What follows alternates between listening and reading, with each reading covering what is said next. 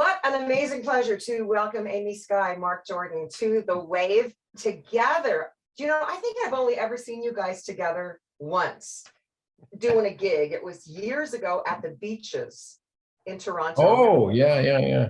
And you performed together because it's not something you do very often. Why? We want to stay married. Okay, good enough, good enough. So he sang, she sang. Why?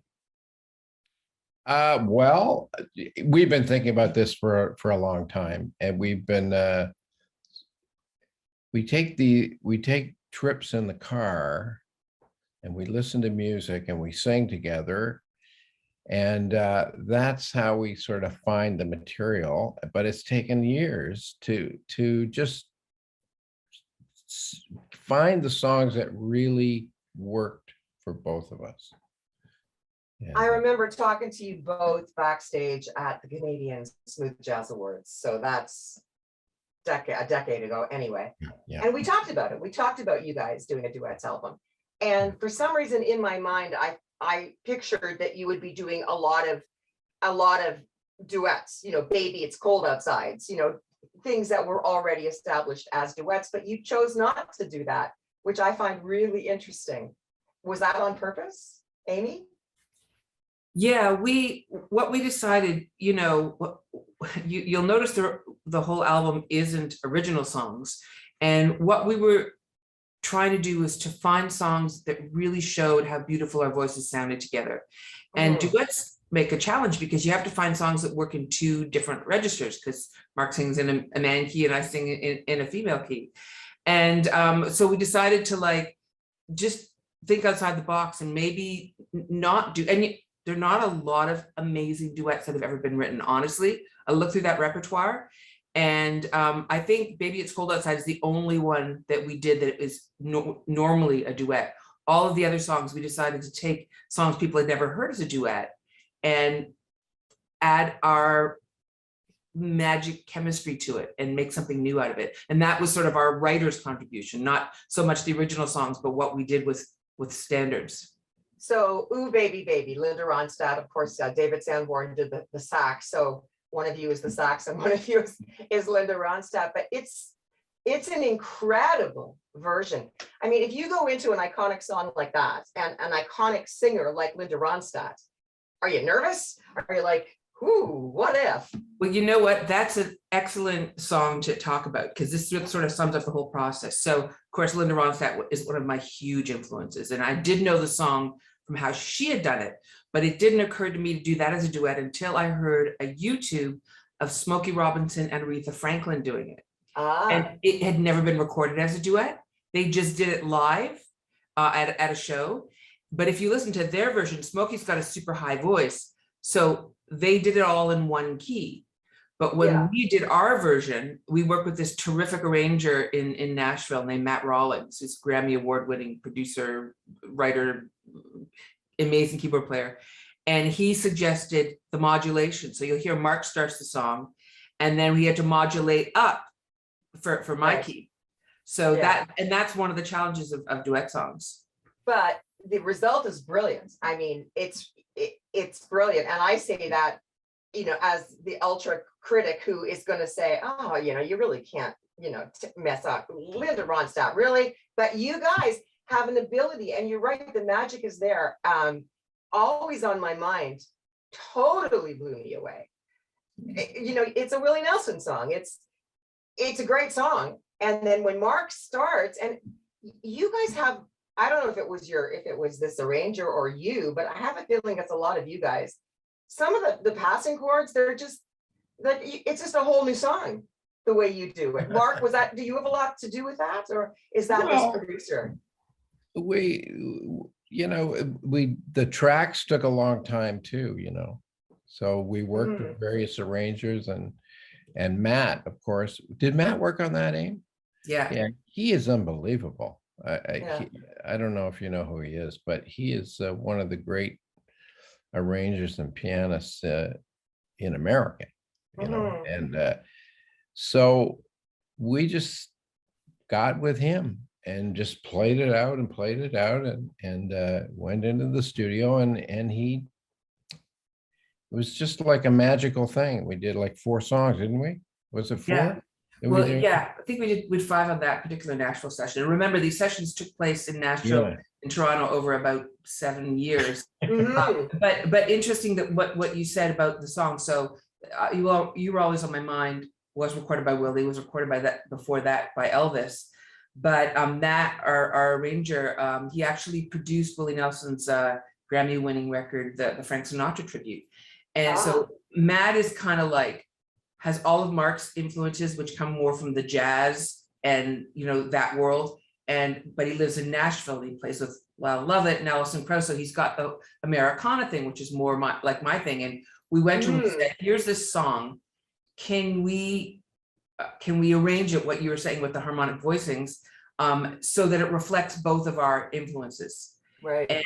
And really, honestly, I think the kind of reference point we gave was like Norah Jones, because that sort of Norah Jones is kind of like where Marc and I meet, Right. stylistically.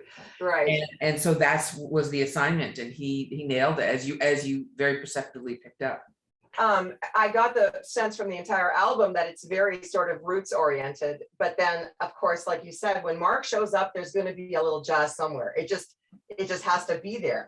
And it's not a marriage, pardon the pun, that normally you think about, marrying roots to jazzy, but it actually works brilliantly with the both of you. It really does. Now I'm sorry, go ahead. Oh, I just want to say, when you said about Marc's jazz influence, I mean, those background vocals on God Only Knows, like Marc and actually our son Ezra stacked them all. And those are Beach Boy chords. They are dense. They are harmonically, astute.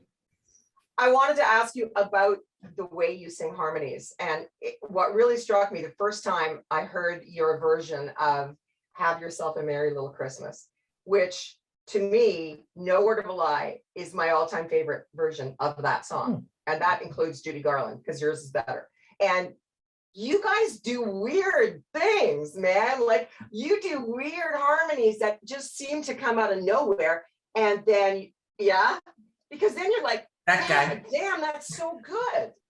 Is that how you work when you were working on all the harmonies for this record? Is this something that's just intrinsically in both of you now because you've been together for so long?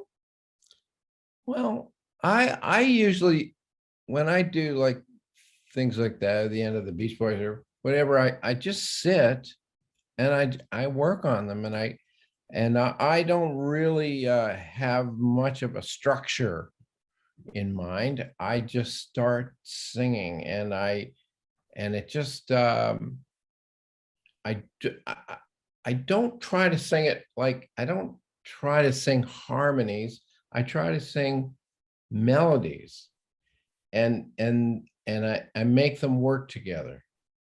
And then what comes out is often, it sounds bigger than if you just stack like thirds and Sure, like that. So I like to take a background vocal and make a counter melody out of it.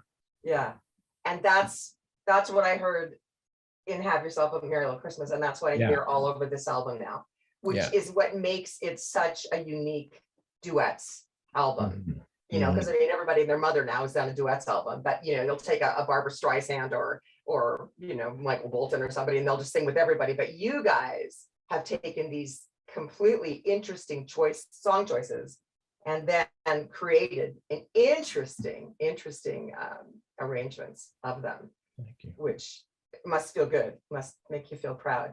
Yeah, that was the fun of it. It was really messing around with what the known things and adding our own stamp to where you could really hear. And this album is really way more about our us as singers than us as writers, even though we did a bunch of original songs. But like Marc said, driving in the car, when you're in the car, you're just having fun. You're just messing around, you're just singing, you're trying things. And we have certain things we do where our voices it's like a Reese's peanut butter cup, it's like peanut butter and chocolate, but man, do they taste good together, Right. Yeah. And so when we find that moment or that sound or that texture that's what we're going for. And it was fun to break the songs apart. But to your point about why they sound different, well, and Have Yourself a Little Merry Little Christmas, not only does Marc reinvent harmonies, he reinvents melodies, as all great jazz singers do. So in a song like that, he would be the one that would kind of break out the unusual melody, and then I would match that with a harmony. So that's, Yeah. I am not gifted like that in terms of the melodic reinvention as much as Marc is, but I'm great at finding the harmony to that. The interesting thing too is that your voices are so different, and yet they match. You make them match, even though they have such unique qualities. One might think that they wouldn't necessarily jive together, but they really do. So that leads me to my next request, and that is, I would like a Christmas album of duets. Can we get working on that, please? Because Vickie wants Yes. that. Yes. This okay. Christmas is going to be tight. But, Yeah, maybe It's a next great Christmas. idea. Yeah. No, I would love it, because I love Christmas music, and like I said, you both done. I mean, one of my all-time favorite Christmas songs is Every Time It Snows, the song that you wrote with Don Breithaupt, which still to this Oh. day breaks my heart every time I hear it. It's just a gorgeous song. Oh, and the other one, the one with John McDermott from that Wishing. It's called Wishing. I mean, those are songs that I love. And then Angels in the Snow. So you guys have stuff that you've written that you could do together, I think. And then of course you could take on the standards and do what you did with the Judy Garland classic.